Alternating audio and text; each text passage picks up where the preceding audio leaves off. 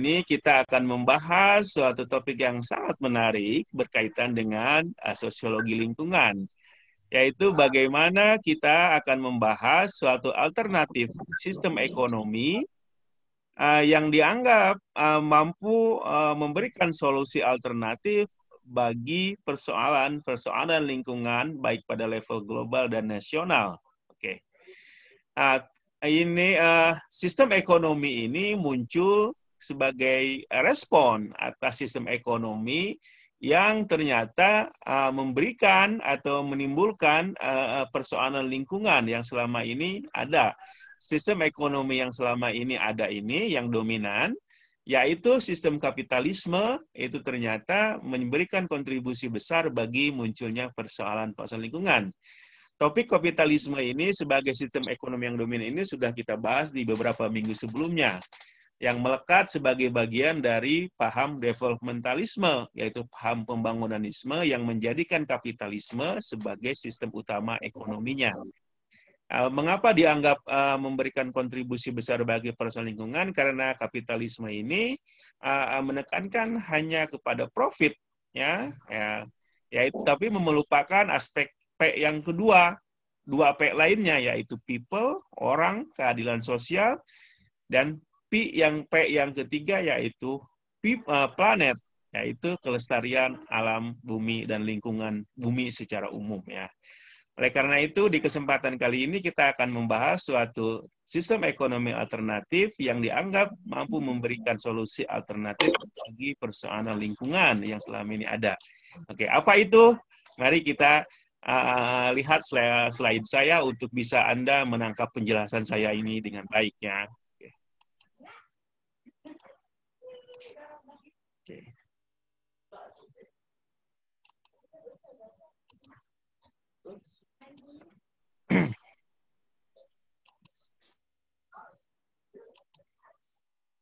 Oke.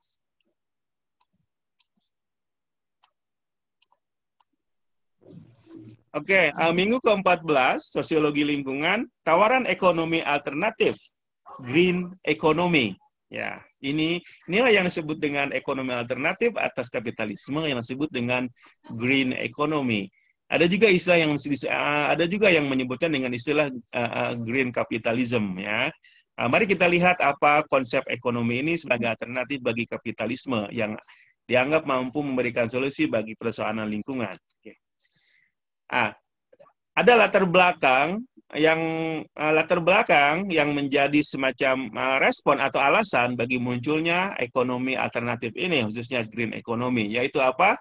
Dikotomi ekonomi versus lingkungan. Dikotomi itu dua hal yang bertentangan, itu dikotomi. Apa yang bertentangan dalam hal ini? Satu, kepentingan ekonomi, dua, kepentingan lingkungan. Nah, itu kan selama ini kalau kita melihat berbicara tentang lingkungan dan ekonomi selalu bertolak belakang, ada dikotomi. Satu, kepentingan ekonomi pasti profit. Sementara lingkungan keresahan lingkungan. Nah, dua-duanya seperti tidak ketemu.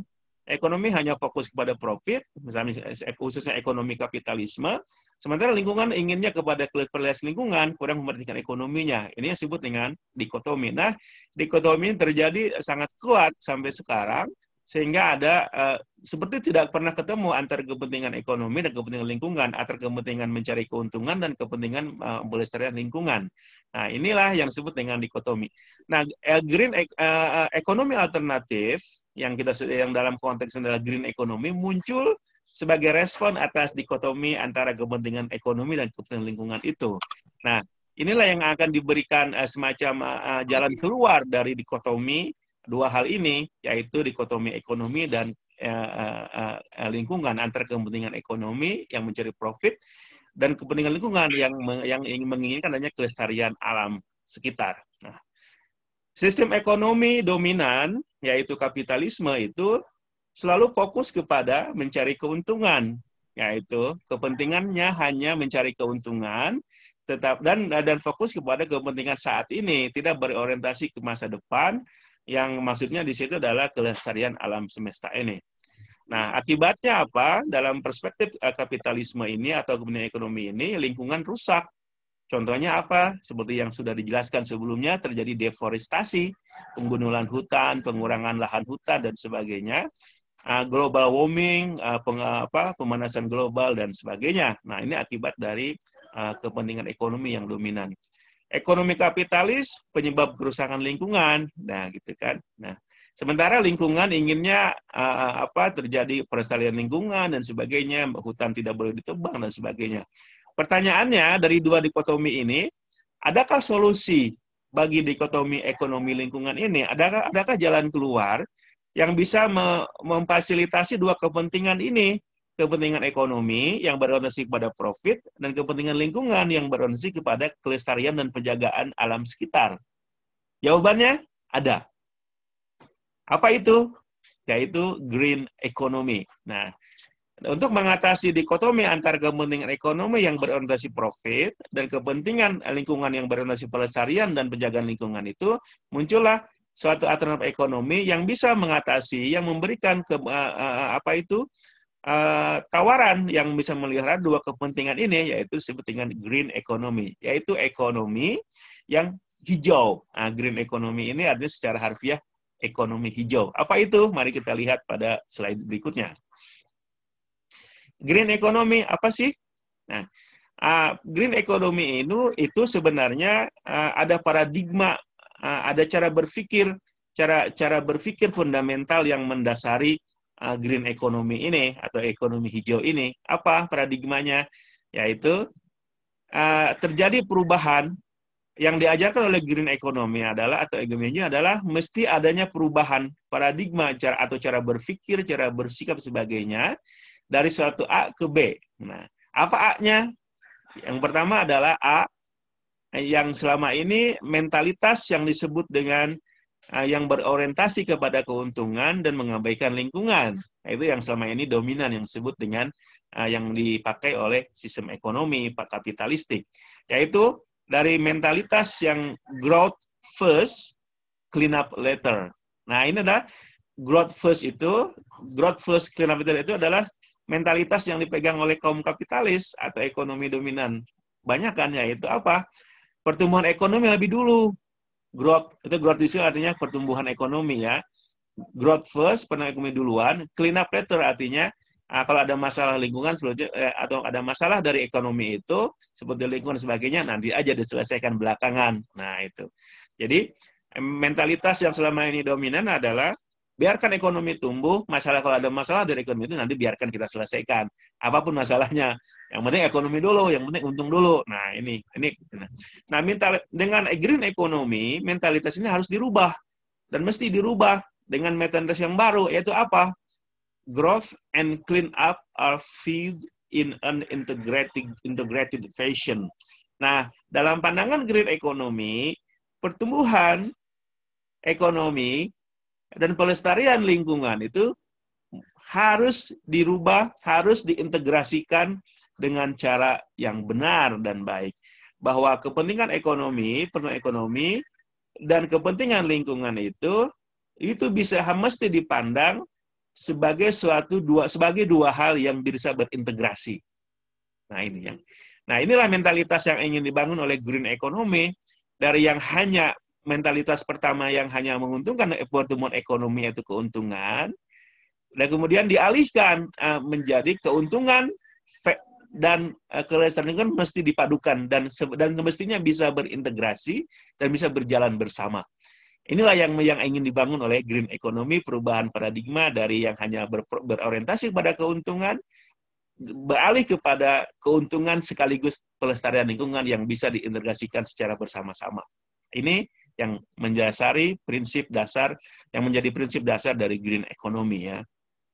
Nah, green economy ini tentu saja dipelopori oleh para ahli, ya, para ilmuwan di bidang ekonomi dan ilmu sosial. Nah, saya di sini ingin memperkenalkan kepada Anda tokoh-tokoh utama dan pertama di bidang green economy ini. Ini ada namanya David Fish, dan ada Anil Makarnaya, ada Anil Markandaya, dan Edward Barbier. Mereka bertiga ini menulis buku tentang green economy sampai ada 3 jilid ya, ada 3 edisi. yang menceritakan dan membahas tentang green economy ini. Semua judul buku pertama berjudul Blueprint for a Green Economy.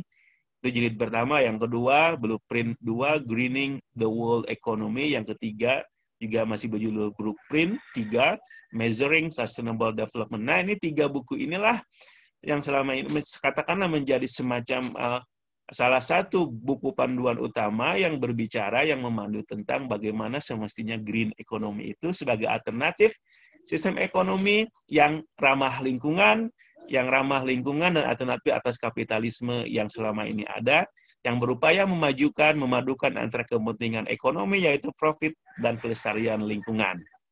Inilah karya mereka yang akan kita bahas pada slide-slide berikutnya. Ya. Oke. Mari kita lanjut. Apa itu green economy? Nah, green economy itu dari buku yang disebutkan tadi itu merupakan respon atas brown economy. Tadi kan ada namanya green itu hijau. Ekonomi hijau. Nah, kalau ada green economy berarti ada ekonomi yang tidak hijau dong. Ya, berarti ada ekonomi yang tidak hijau itu dalam tanda petik disebut brown economy, ekonomi coklat. Nah, maksudnya yang kurang memperhatikan masalah lingkungan, yaitu ekonomi yang hanya mementingkan profit, kurang memperhatikan lingkungan, disebut dengan brown economy. Tanda petik ya, ini istilah saja, ekonomi yang coklat. Nah, yang ditawarkan oleh green economy adalah ekonomi yang berbasis dan peduli terhadap lingkungan. Oke. Nah, green economy ini ingin merealisasikan pembangunan berkelanjutan, ya, yang sudah kita bahas di pertemuan selanjutnya mengenai sustainable development, pembangunan berkelanjutan. Pembangunan yang berkelanjutan bagi generasi berikutnya. Alam ini mesti dijaga kelestarian supaya bisa berlanjut terus buat generasi berikutnya dan untuk bumi di masa depan. Green economy ini merupakan integrasi antara kepentingan ekonomi dan lingkungan. Nah, sekali saya sebutkan tadi, green economy menawarkan mesti ada integrasi, perpaduan yang positif, yang bagus antara mana kepentingan ekonomi dan kepentingan lingkungan. Tidak boleh lagi dianggap sebagai bertolak belakang mana ekonomi dan kepentingan lingkungan. Itu mestinya memang bisa dipadukan dua kepentingan ini. Green economy juga ingin mengakhiri dikotomi kepentingan ekonomi dan lingkungan. Nah, saya sebutkan tadi, dengan green economy ini diharapkan tidak ada lagi dikotomi mana kepentingan ekonomi, mana kepentingan lingkungan. Dua-duanya mesti terpadu, ya, berintegrasi dengan baik. Green economy ingin memacu pertumbuhan ekonomi, yaitu pendapatan meningkat, terciptanya lapangan kerja, dan sebagainya. Tetapi pada saat yang sama juga green economy hendak mencegah kerusakan lingkungan. Nah, misalnya mengurangi emisi karbon. Kalau pabrik itu, boleh mereka berorientasi ekonomi, tapi juga karbonnya dong jangan terlalu banyak dikurangi, karena itu bisa merusak lapisan ozon dan menimbulkan global warming dan sebagainya. Juga polusi dan sebagainya diikuti oleh pabrik-pabrik itu. Nah, inilah yang ingin yang ingin dituju oleh green economy adalah memacu pertumbuhan ekonomi silahkan, tetapi juga pada sama mesti mencegah terjadinya kerusakan pada lingkungan. Oke. Nah, kita bertanya selanjutnya, apa kira-kira yang ingin dilakukan oleh sistem ekonomi green economy ini? Nah, di sini saya ingin menawarkan kepada Anda, menyampaikan kepada Anda disebut dengan beberapa agenda green economy, yaitu program-program kerja, katakanlah begitu, yang didorong oleh green economy. Yang pertama, agenda pertama green economy adalah mengajak kepada semua pihak, baik pengusaha, pemerintah, dan masyarakat, untuk mengakui natural capital. Nah, itu dengan natural capital itu modal alam. Nah, selama ini kan kita mengenal ada modal, kalau kita sebut modal itu kan pasti finansial, keuangan ya, financial capital itu uang.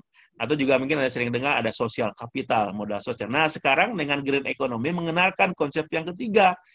Kapital itu bukan cuma bersifat duit, finansial, tapi juga bukan hanya bersifat sosial dan budaya, tapi juga bersifat alam. Alam ini merupakan kapital kita, modal kita yang sangat besar yang mesti dijaga. Nah, green economy ingin memberikan kesadaran kepada kita semua, oh kita ini punya namanya kekayaan modal alam yang sangat luar biasa. Yang disebut, nah ini penting dijaga, dan manusia tidak bisa hidup tanpa modal alam ini. Ini disebut dengan natural capital. Natural capital atau modal alam, yang berupa kekayaan alam. Nah, dengan mendorong penyadaran adanya natural capital ini, maka semua pihak, manusia, pemerintah, penguasa, pengusaha, kemudian masyarakat secara umum, dan itu adalah didorong untuk peduli terhadap pelestarian dan pemulihan biodiversity. Kita harus menyadari bahwa kekayaan alam ini ada biodiversity, ada keragaman makhluk hidup di alam ini. Kita harus sadar itu ada kehidupan yang beragam di alam ini yang mesti kita pelihara. Itu semua untuk kepentingan kita semua.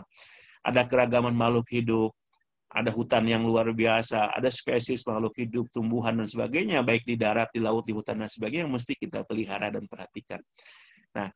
Nah, dengan munculnya green and natural capital ini, green economy mendorong dalam praktek pertanian. Nah, itu dalam prinsip produksi pangan yang kita bahas di beberapa minggu sebelumnya itu, bahwa selama ini kan kita bahas bahwa sistem produksi pangan modern ini menjadi salah satu kontributor bagi persoalan lingkungan, karena menggunakan sistem pestisida, kemudian pemupukan yang tidak sesuai, yang melanggar, yang merusak alam. Maka dengan green economy ini, sistem produksi pangan itu didorong menggunakan sistem yang disebut dengan green agriculture. Green agriculture, yaitu sistem pertanian yang hijau. Nah, ini karena peduli terhadap menyadari adanya alam ini sebagai bagian modal yang sangat penting, natural capital, maka dalam sistem produksi pun kita harus mengarah ke sana. Maka dikembangkanlah yang namanya green agriculture, pertanian yang green. Nah, maka di sini ada logo. Nah, di bawahnya itu seperti saya lihat dalam slide saya, ada Green Agriculture Co. Limited. You farming friend. Nah, bagi para petani atau siapapun produsen pangan mesti mempromosikan dan menggunakan cara bertani yang green ini, ya. Yaitu dengan menggunakan pupuk yang ramah lingkungan, menggunakan pestisida yang ramah lingkungan, dan sebagainya, ya. Nah, agenda kedua green economy adalah mengentaskan kemiskinan. Nah, kenapa ini menjadi penting? Karena green economy itu ingin memadukan 3 hal tadi, antara ekonomi dan kepentingan alam, dan sekaligus juga kepentingan sosial atau masyarakat. 3P yang sering disebutkan beberapa yang sebelumnya, yaitu profit, keuntungan, people, masyarakat, dan planet itu mesti terpadu. Maka agenda selanjutnya dari green economy adalah mengentaskan kemiskinan, menciptakan keadilan sosial. Nah, gitu. Ini menjadi agenda penting bahwa para pengusaha, para pemerintah dan masyarakat dalam kegiatan ekonomi mereka, juga dalam masalah lingkungan, jangan lupa masyarakat mesti menikmati, memiliki kehidupan yang layak. Mereka tidak boleh berada dalam garis kemiskinan. Mesti mereka punya kehidupan yang layak sehingga terjadi keadilan sosial. Maka muncullah gerakan yang ingin mengentaskan kemiskinan ini, yaitu make poverty history. Anda lihat ada banner itu ada orang-orang demo yang anti kemiskinan, yang ingin mengentaskan kemiskinan seluruh dunia. Salah satu slogan mereka yang sangat luar biasa adalah make poverty history. Jadikan kemiskinan itu hanya tinggal sejarah saja, gitu kan. Artinya semua orang sudah tidak lagi miskin, kemiskinan hanya tinggal cerita di masa lalu, dongeng-dongeng sejarah saja. Oke. Agenda ketiga dari green economy adalah mengganti energi fosil dengan renewable energy. Nah, ini karena ingin terciptanya kemudian ekonomi terjadi, kemudian alam terjaga dan masyarakat juga terpelihara keadilannya, maka dalam penggunaan energi, green economy mendorong semua pihak, pemerintah, pengusaha mendorong penggantian dalam sumber energi itu menggunakan sumber energi yang renewable, yang bisa diperbaharui, dan mulai mengganti sumber-sumber energi yang berasal dari fosil yang tidak bisa diganti. Yang berenergi fosil itu yaitu minyak bumi, ya, bensin yang kita pakai, minyak tanah yang Anda gunakan, dan sebagainya itu berasal dari fossil fuel. Jadi minyak bumi yang berasal dari fosil itu tidak bisa tergantikan, akan habis dalam beberapa puluh tahun kemudian. Maka mesti sekarang didorong sumber-sumber energi yang bisa diperbaharui, contohnya dari angin, dari matahari, sekarang kemudian dari lain-lainnya, dari tumbuhan-tumbuhan yang renewable. Dan sekarang mungkin di Indonesia ini luar biasa, juga di dunia, di umum dan juga di Indonesia, kita penggunaan mobil listrik, ya, mobil listrik ya, yang secara secara polusi akan mengurangi, tetapi juga lebih murah, tapi secara mungkin dampak ke depannya apakah mengurangi polusi atau tidak masih dalam penelitian ya. Oke, mungkin dalam sekitar 10 tahun kemudian di Indonesia sudah akan semakin banyak mobil bertenaga listrik ya. Tidak lagi mengembulkan asap kendaraan yang bisa menimbulkan polusi bagi alam ini. Agenda keempat green economy adalah mendorong kita semua efisiensi energi, kemudian bahan baku dan teknologi yang ramah lingkungan di industri manufaktur. Nah, mendorong green economy ini mendorong para pengusaha yang mendirikan pabrik-pabrik, baik berskala kecil, besar, dan menengah, mereka menggunakan energi secara efisien dan mulai menggunakan energi yang berbasis renewable energy, bukan cuma fossil fuel. Kemudian menggunakan bahan baku juga yang ramah lingkungan dan juga teknologi yang ramah lingkungan. Nah, contohnya apa? Menggunakan bahan baku yang 100% misalnya organik ya. Nah, kemudian diambil dari petani, misalnya kalau itu bahannya katun misalnya kapas, dari para petani yang di sistem produksinya menggunakan teknik pertanian, pestisida dan pestisida yang ramah lingkungan ya. Itu harus dilihat. Nah, jadi para pengusaha harus tahu dari mana sumber bahan bakunya, apakah merusak lingkungan atau tidak, kemudian juga teknologinya merusak lingkungan atau tidak ketika mereka membangun atau mengembangkan bisnis mereka. Nah, ini yang ingin didorong oleh green economy ini. Agenda yang kelima yang ingin didorong oleh green economy adalah menciptakan eco-cities atau green cities. Apa itu? Green economy ingin mendorong kota hijau, kota yang ramah lingkungan. Nah, itu gambarnya tuh ada. Nah, di situ yang saya lihat adalah, yang Anda lihat mungkin ada eco-cities, artinya kota-kota yang ramah lingkungan. Yang peduli dengan lingkungan, kota itu boleh modern penampilannya, sistemnya maju, teknologi luar biasa, tapi juga lingkungannya terjaga. Tuh lihat secara gambarnya, itu bangunan-bangunan modern kan yang Anda lihat, tetapi di sekitarnya pohon-pohon ditanami dengan baik, gitu kan, tuh dijaga hutannya, dan juga sungai-sungainya terjaga dengan baik, tidak lagi hitam. Ya. Ini yang ingin dituju oleh green economy ini. Bandung misalnya, Bandung silakan berkembang secara ekonomi, Bandung gedung-gedung bertingkat, silakan ekonomi, bisnis sebagainya, tapi jangan lupa Bandung mesti memperhatikan lingkungannya, bagaimana aliran air Bandung itu terjaga dengan baik, tidak menimbulkan banjir, sehingga lahan-lahan hijau semakin banyak dibuka.